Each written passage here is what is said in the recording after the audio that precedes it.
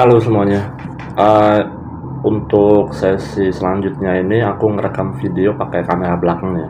Biasanya untuk HP itu yang paling bagus megapikselnya itu memang pakai kamera belakang ketimbang pakai kamera depan.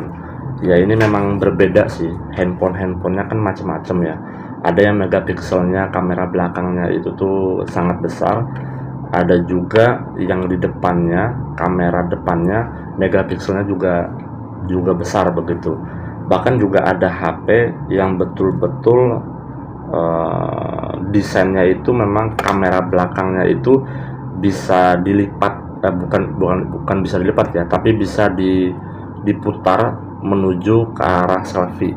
Itu ada beberapa kamera seperti itu sih, dan hasilnya juga cukup bagus pada saat kita selfie begitu. Itu mungkin sedikit ya aku membahas tentang kecanggihan HP ya, kecanggihan HP yang bisa digunakan untuk alat atau sarana untuk menjadi konten kreator. Aku juga kalau punya uang lebih ya kemungkinan bakal beli HP yang kamera belakangnya itu bisa diputar balik ke arah depan, jadi pada saat kita selfie itu kualitas kameranya juga bagus begitu. Soal HP ini, aku juga tertarik sepertinya membahas tentang orang yang membuat ya. Orang yang membuat ini kan pastinya orang-orang yang keahlian IT atau teknologinya juga cukup mumpuni.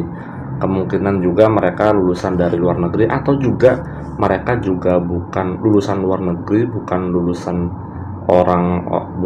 orang-orang terpandang, tetapi mereka itu memiliki keahlian yang mereka menjalankannya autodidak. Nah, justru menurutku orang-orang yang autodidak di dalam satu bidang, contohnya teknologi untuk membuat HP, mereka nggak sekolah tapi mereka belajar autodidak, dia melakukan itu terus menerus, dibandingkan dengan orang lulusan IT atau teknologi tetapi setiap harinya dia tidak berkutat di bidang teknologi. Nah, itu justru yang lebih bagus itu adalah orang-orang yang tidak sekolah tapi dia rutin menjalankan kegiatan atau hobinya merakit HP atau berkutat di bidang teknologi. Nah, ini kan menandakan bahwa orang-orang itu, kita bisa lah melihat profesionalitas seseorang itu dari kesehariannya. Makanya jika kesehariannya itu bikin konten creator, kemudian setiap harinya dia mengevaluasi apa yang telah dia rencanakan, kemudian dia jalankan, kemudian dia evaluasi, mungkin dari sisi kontennya itu tidak berbobot. Nah, di video selanjutnya nanti dia akan bikin sesuatu yang berbobot, kemudian dia mengevaluasi, ini kira-kira kualitas gambarnya bagus enggak. Kalau tidak bagus ya otomatis dia memakai video yang agak bagusan sedikit. Kemudian ini ada suara-suara yang nggak noise atau berisik nggak pada saat dia ngonten secara video ya. Apabila ada suara-suara yang tidak bagus ya otomatis dia mencari aplikasi yang kira-kira noise-nya itu bisa dihilangkan. Nah, ini kan menurutku bentuk-bentuk evaluasi ya dari sesuatu yang kita lakukan, kita rencanakan kemudian kita lakukan. Nah, ini sebagai catatanku juga sih, sebagai pengingat bagi diri aku sendiri. Apabila kita sudah merencanakan, yaitu langsung eksekusi saja, melakukan tindakan lah ya. Kemudian tindakan yang kita lakukan itu ya perlu kita catat apa-apa saja yang kurang begitu. Misalkan nih, di video pertama kita itu menggunakan kamera selfie paling yang 5 megapiksel, akhirnya buram, tidak terlalu jelas megapikselnya. Kemudian di video selanjutnya ya menggunakan kamera belakang, walaupun HP-nya belum seprofesionalitas orang-orang konten creator begitu. Gak masalah sih menurutku, tapi yang jelas kan ada proses begitu ya. Yang namanya orang itu kalau tidak berproses atau tidak melakukan tindakan satu langkah pun, nah itu mereka akan tertinggal. Makanya aku bilang untuk menjadi profesionalitas memang perlu keberanian dan kekonsistenan. Nah, untuk menjaga kekonsistenan ini ya perlu komunitas atau perlu orang-orang yang terdekat lah, yang setipe dengan kita. Makanya ada yang berpendapat kalau tidak memiliki teman dalam satu bidang atau satu hobi itu cepat mutunnya. Mutun itu artinya ini ya, cepat jatuh semangatnya ya. jadi sudah tidak bergairah lagi. Kemudian ada juga yang menyebutkan kita harus memiliki alasan yang besar dalam melakukan sesuatu hal. Jika kita tidak memiliki alasan yang sangat kuat, ya kita tidak akan melakukan kegiatan itu. Mungkin bisa 1, 2, sampai 10 kali, tetapi di langkah yang ke-11 dia tidak akan melakukan itu lagi. Nah, itu menurutku ada benarnya juga sih orang ngomong seperti itu. Kita harus memiliki alasan yang kuat.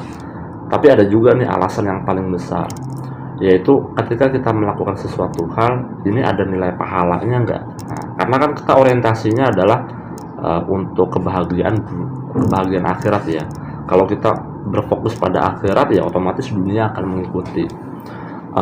Aku pernah ngobrol ya sama rekan kerja, sesama teman-teman auditor internal juga. Pada saat dia mendapatkan uang 1,8 miliar, itu dia senior sih, dia sudah mendapatkan uang 1,8 miliar.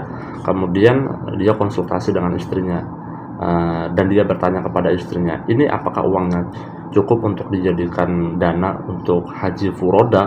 Nah, menurut dia cukup kayak gitu, bahkan sisanya lebih, bisa beli DP rumah, bisa bayar rumah dan segala macam. Nah, ditotalkan untuk 2 tiket untuk haji furoda itu totalnya tahun 2017 itu sekitar 600-an juta lebih lah. Nah, untuk tahun 2025 otomatis meningkat harganya satu tiket haji furoda. Dan itu pun tergantung pemerintah Arab Saudi apakah mengeluarkan visanya begitu. Tapi itu urusan lain lah ya. Tapi dalam hati beliau, saat ini adalah saat dipanggil. Jadi beliau mengucapkan diskusinya kepada aku waktu itu, kalau punya uang, alokasikan uang itu kepada hal-hal yang kita sebisa mungkin mendapatkan pahala yang telah dijanjikan oleh Allah. Ya kalau uangnya udah dapat banyak gitu ya, 600 juta cukup untuk haji furoda, ya udah langsung lakukan, atau ONH plus.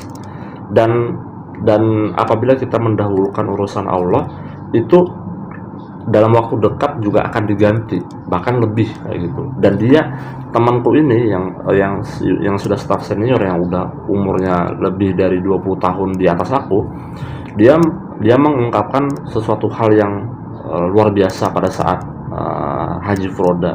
Jadi waktu itu posisinya dia adalah staff, selang beberapa menit dia diangkat jadi manajer, kemudian jadi direktur utama. Dalam posisi dia menjadi direktur utama itu 3-4 tahun, kalau dihitung-hitung apa yang dia dapatkan, jatuh 1,8 miliar, itu adalah hal yang adalah sesuatu hal yang ia dapatkan pada saat dia mengeluarkan uang itu untuk beli DP rumah dan haji furoda itu. Jadi 1,8 M itu dia alokasikan untuk beli 2 tiket haji furoda, dia dan istrinya, kemudian sisanya untuk beli rumah begitu. Nah, 4 tahun kemudian dia mendapatkan hal yang serupa pada saat setelah menjadi direktur utama sebuah anak perusahaan.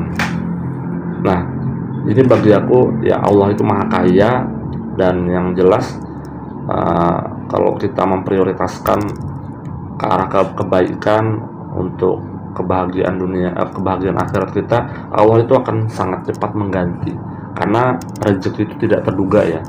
Makanya mulai dari sekarang lah ya, ini juga pengingat bagi diri aku sendiri, kalau punya uang sebisa mungkin harus konsisten untuk bersedekah mungkin, atau dialokasikan kepada hal-hal yang ini kiranya uangnya ini bisa kiranya kita mendapatkan pahala gitulah. Karena dunia ini kan ya sementara lah ya, akhirat itu selamanya. Makanya beruntunglah bagi orang-orang yang berpikiran akhirat dulu, maka dunia akan mengikuti gitu. Karena itu sangat betul, dan ini sudah relate, aku sudah pernah merasakan, temanku juga pernah merasakan.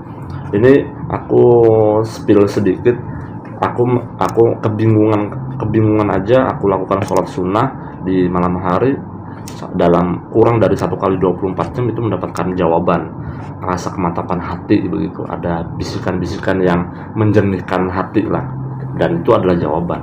Dan yang kedua, aku juga merasakan menyedekahkan beberapa persen harta kita dari gaji misalkan, itu keajaibannya luar biasa. Entah itu kelancaran pekerjaan, entah itu kita didekatin oleh komunitas yang sangat baik, entah itu kita diberikan ilmu, itu pelajaran berharga.